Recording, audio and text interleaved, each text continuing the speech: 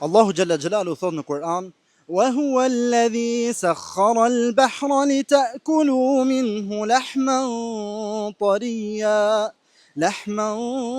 طريا وتستخرجوا منه حلية تلبسونها وترى الفلك مواخر فيه ولتبتغوا من فضله.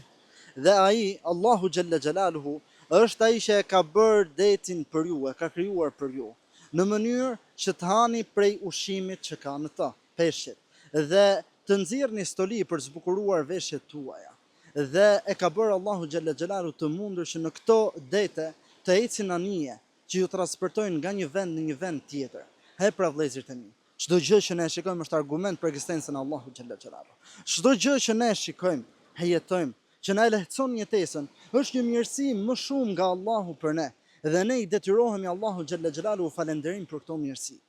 Ai që e falënderon Allahun për mirësitë e tij, Allahu ja shton mirësitë, ndërsa ai që tregohet mohues ndaj mirësive të Zotit, Allahu, Zoti na ruajt, Allahu do ta privojë dhe nga ato mirësi që ja ka dhënë deri tani. Wassalamu alaikum.